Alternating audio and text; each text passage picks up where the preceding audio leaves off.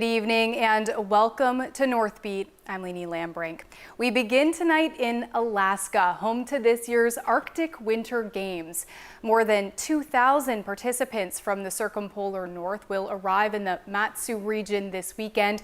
The volunteers who live there can't wait. Our Cheryl Kawaja is in Palmer, Alaska tonight, where last-minute preparations are underway. Within less than 24 hours, delegations from around the circumpolar north will start arriving here, the Matsu region of Alaska, including the town of Palmer. And while the mountains are serene, behind the scenes, I'm running on a deficit of sleep from the last 4 days.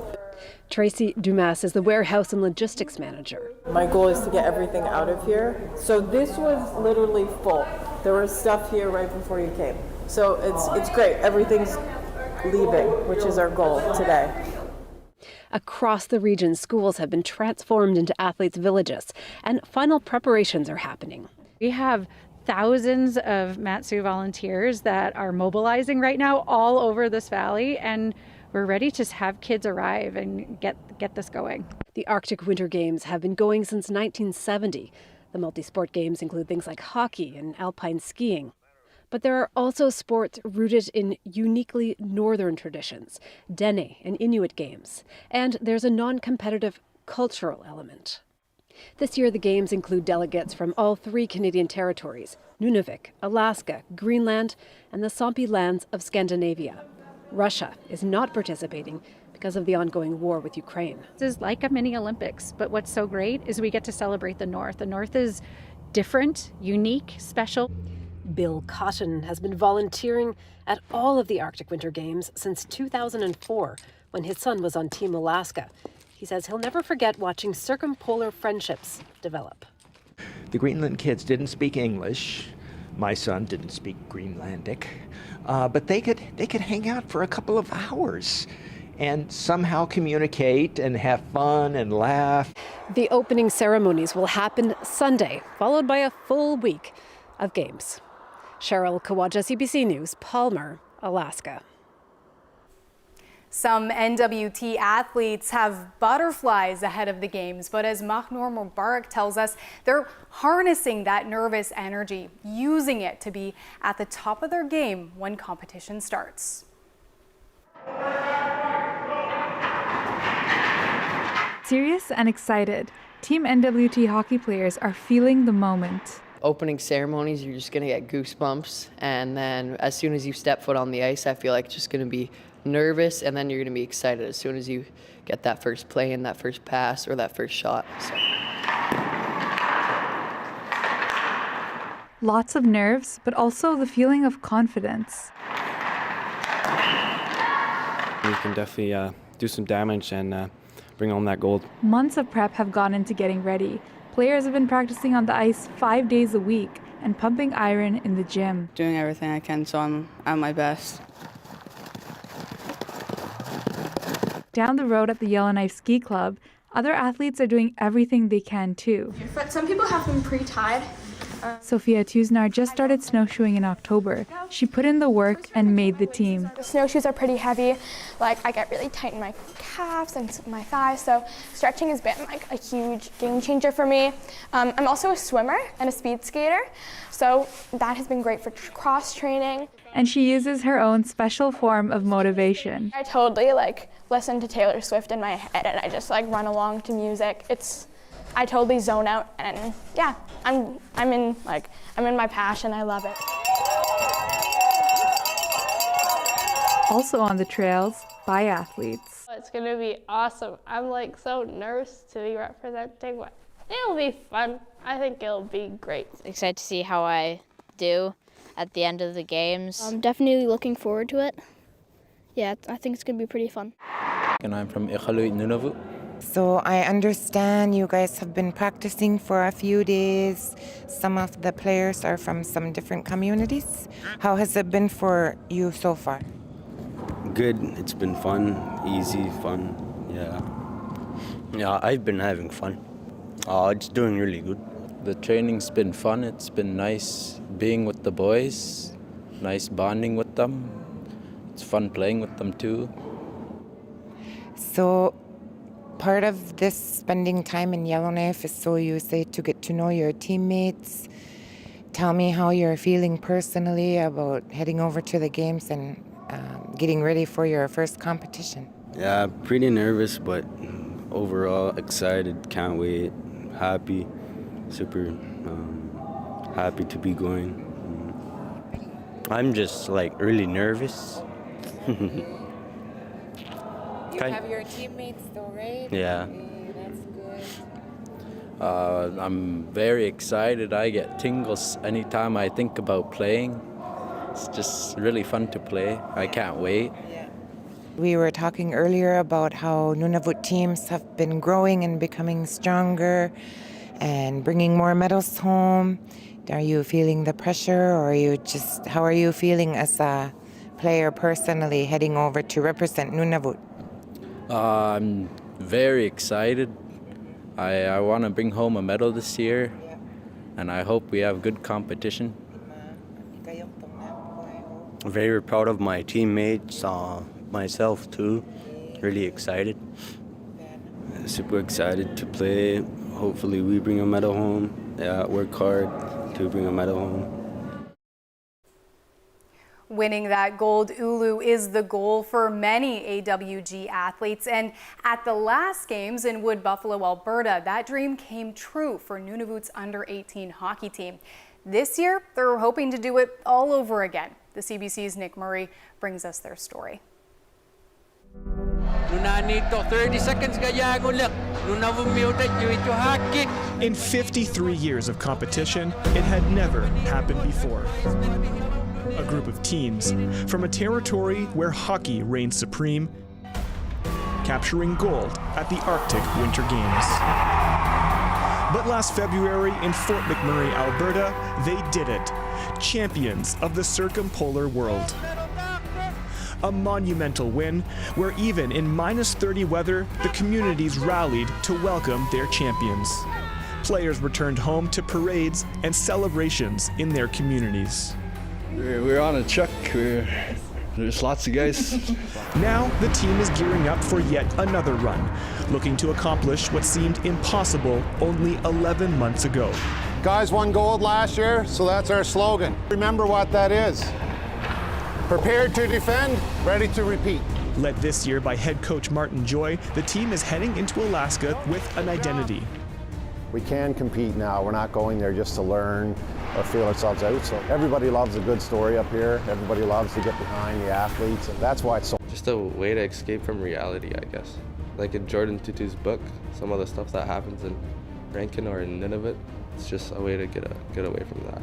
Some people take for granted like how much like athletics and how much achieving goals, like especially at like you could call it an international competition going there.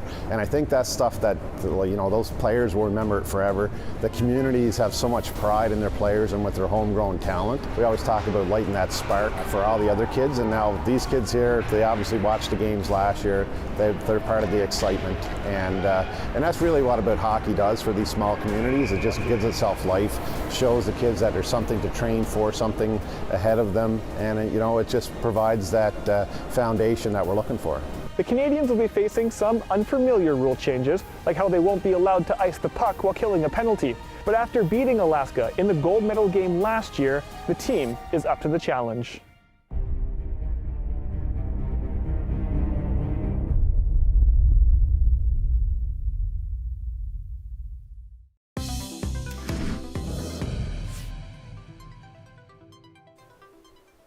A day after the Yukon government announced its $2 billion budget, reaction is pouring in. People want to see more money stay in the local economy and more help for municipal governments. Rafsan Farouk Jugol tells us more. The government tabled an almost $2.1 billion budget. Nearly a quarter of that will go towards capital spending.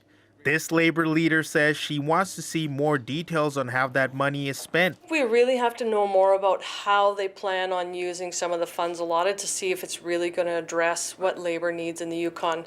On the housing front, there's funding for new housing projects in Whitehorse, Watson Lake, and Dawson City. There are also big plans for infrastructure spending. $75 million for upgrades to the Whitehorse Airport over the next 3 years, nearly $50 million for the New Sutton Bay Bridge project in Teslin, and more than $20 million to build and renovate schools in Whitehorse, Burwash Landing, and Ross River. Teresa Atchison wants to see the money being spent by the government stay within the local economy.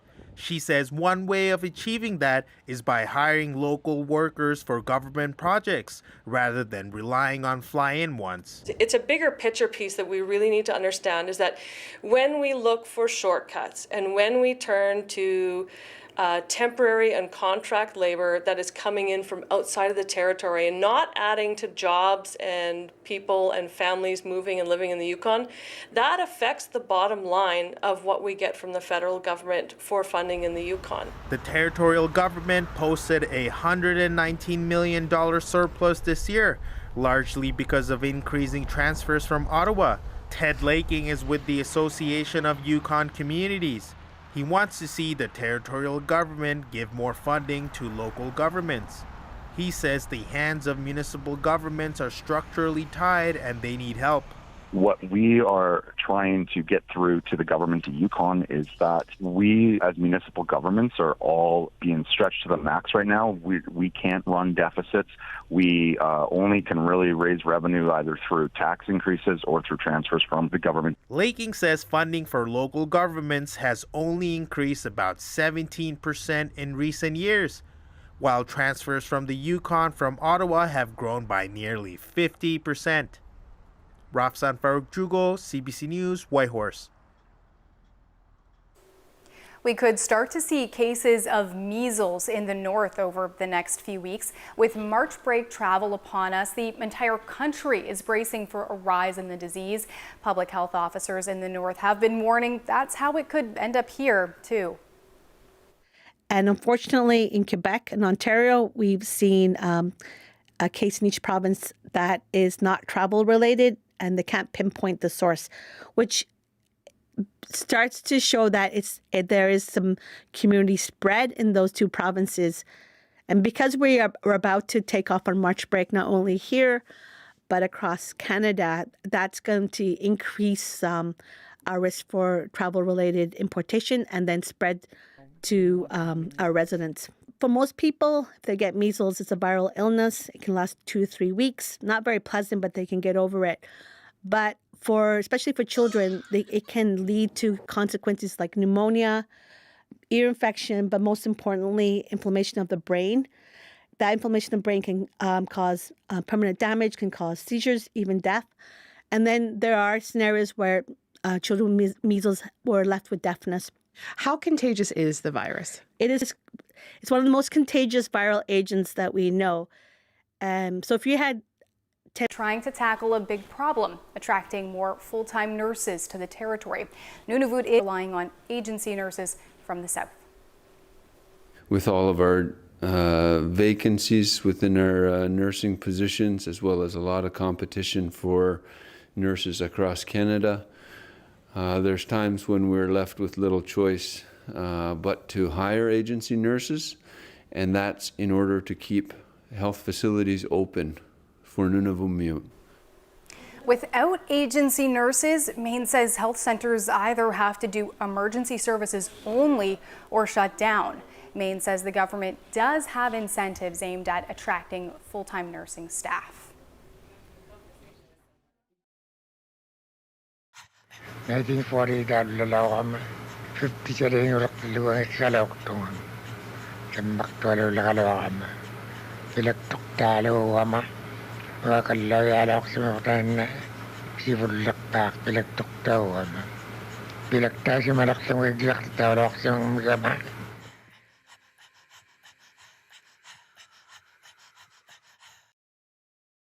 We carry a world of information in our pockets because we want to know. Breaking news that shapes your world. All right. Reporting from the scene onto your screens. It goes on like this, and on and on and on and on. It's news you can trust, delivered when you want, where you want.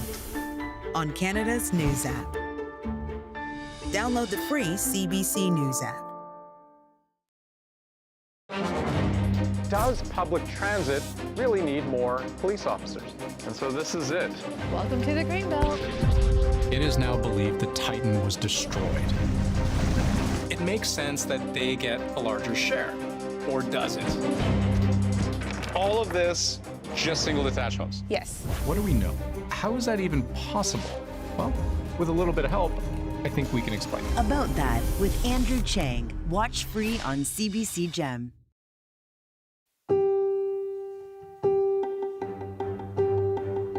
Hey, you're some friends, aren't you? Stand here and now you try and blackmail her. You disgust me. Every one of you. Coronation Street. Watch free on CBC Gem. Bad hair days. We all have them. Even as scientists, I think I know my place. It's not making art. What? This is a whale? That's incredible. I'm piloting a boat in the fjords of Norway. I love this job. You never listen to me. You never think things through. Your honeymoon phase is officially over. We never had a honeymoon phase. You really gonna make me say it? Oh, yeah. Fine. I need you, Max. So much drama. I love it. You ever get tired of that? Stop get tired of that. Someone broke into my gym locker, stole my hearing aid. I feel naked without my hearing aid. And my clothes. Didn't catch up. It's about the body hair, yeah? Yeah. Yeah, I know. It's a lot. Treaty in Cree is Nascomitoin, an oral agreement. And our agreements were always spoken. For George Spence, the core of treaty was Wichihioin, to help one another. And so we, the commissioners, He was there for the making of Treaty 9, where the Cree were told, we will honor this agreement together for as long as the sun shines and the waters flow. the Cree made their mark because they were assured that the land would be shared, and they would always be able to harvest what they needed.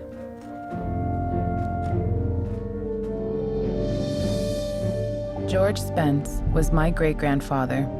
In his life, he saw many promises of the treaty go unfulfilled. Treaties were essential to the creation of Canada. First Nations still fight for the agreements to be honored.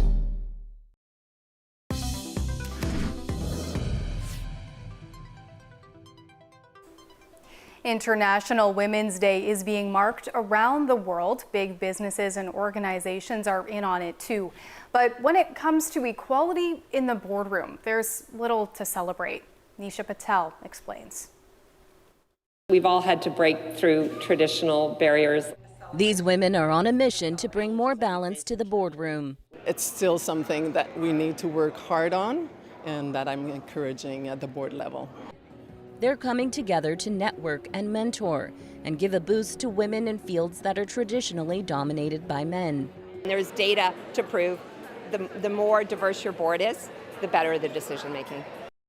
New numbers from the Canadian Chamber of Commerce suggest progress has been slow, and Canada is falling behind countries such as the U.S., Mexico, and Hungary.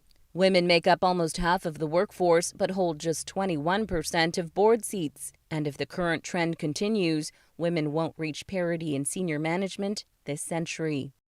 The importance of boards here is that there are trickle-down effects of these low representation numbers on how management looks like in the rest of the company. Researchers say businesses with outdated corporate culture often prevent women from advancing beyond middle management, and that needs to change. Making sure that we're holding corporations and other stakeholders accountable in terms of their ability to promote and recognize women. Advocates urge companies to track hiring and promotions and offer opportunities for upskilling and flexible work. We have managed to at least put a proper crack in the glass ceiling. Some aren't waiting for companies to act, instead making equality the law. The EU has mandated that by 2026, big companies must ensure that women hold 40% of the seats on their board. For now, these women in business are pushing hard. Seeing those women in those positions kind of drives me and shows me that I can make it there too. I left my own country, my comfort zone, to do something, to make an actual impact. So that is what I want to do. Hoping one day soon, they'll get their own seat at the table. Nisha Patel, CBC News, Toronto. On this International Women's Day, Nunavut's Outstanding Young Woman Award was handed out at the territory's legislature. And the winner is one we know well here at Northbeat, Teresa Hayatshuk, host of CBC Nunavut's morning show Hulik. She was honored as a journalist, an athlete, and an ambassador for Inuit language and culture. The Canadian military is making a splash in Yellowknife this week. They're in the NWT capital for Operation Nanook, an annual training exercise. Members are taking advantage of frozen Great Slave Lake, diving under the ice. So what you're seeing here is part of the dive task force as part of Operation Nanook Nunalvat 24. What we have here at the pool today, these are our international counterparts. We have divers from Belgium, divers from France. They're just getting trained up on our Canadian Forces equipment to dive at Great Slave Lake starting tonight and carrying on through March 14th. It's a domestic operation for the Canadian Armed Forces, and we always are welcome and open to our allies to join us and train with us. In Europe, in Belgium, we are not used to have that temperature.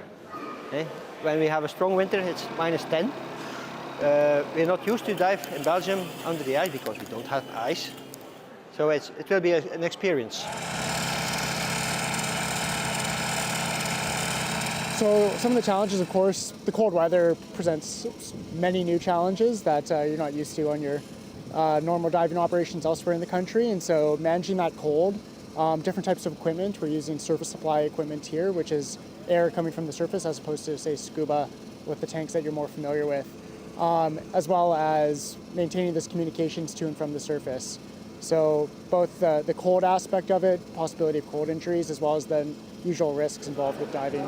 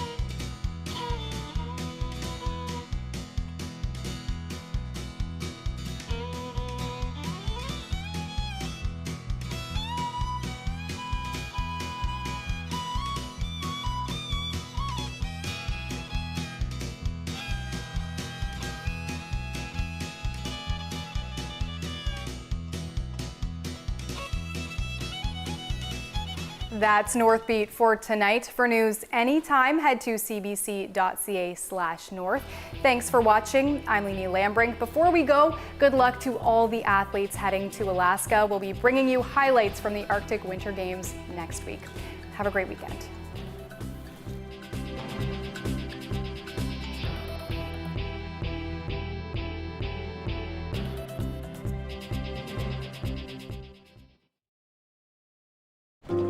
My dad was a railway porter. It was just about the only job a black man could get.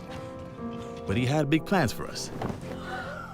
Music would be our ticket out of poverty. I knew we couldn't afford that piano, so I practiced twice as hard. Nice, Daisy. Okay, Oscar, let's hear it.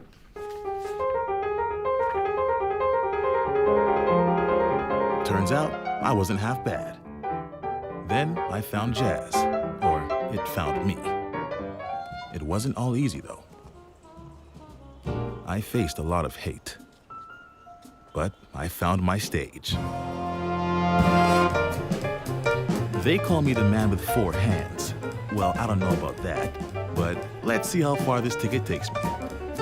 From Montreal to Carnegie Hall and far beyond, Oscar Peterson became one of the most recorded and celebrated jazz musicians of all time. When my grandfather, Charlie Chaplin, first arrived in Hollywood, it was a place of dreams. But my grandfather clashed with some very powerful forces in America. Are you a member of the Communist Party? Stand away from the stand! I'm Una Chaplin. This is Hollywood Exiles. It's about a war of ideas that tore apart friendships, ended careers, and affected families like mine. Hollywood Exiles, available now on CBC Listen or wherever you get your podcasts. Do lonely people eat more cereal? Can love help us live longer? Does heartbreak make music better? I love this music. Could AI compose the next masterpiece of our time? Robot composers conducting robot music. OMG.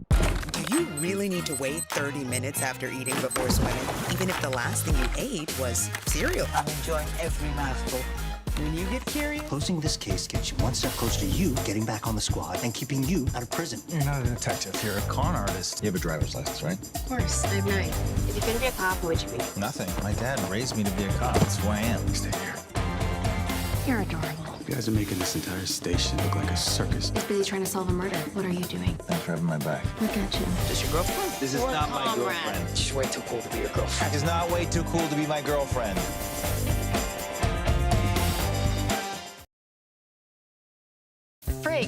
Frig off. What in the flying friggity frig was that all about? That was hilarious. It's just a bit of fun. Son of a Critch. Watch free on CBC Gem. Load weapon! Welcome to the show! Fire! Big, big, big, big! I'm from the Liberal Party, and I... Name something that gets you more excited than hanky-panky. Gummies. What? Gummies. Family Feud Canada. Watch free on CBC Gem.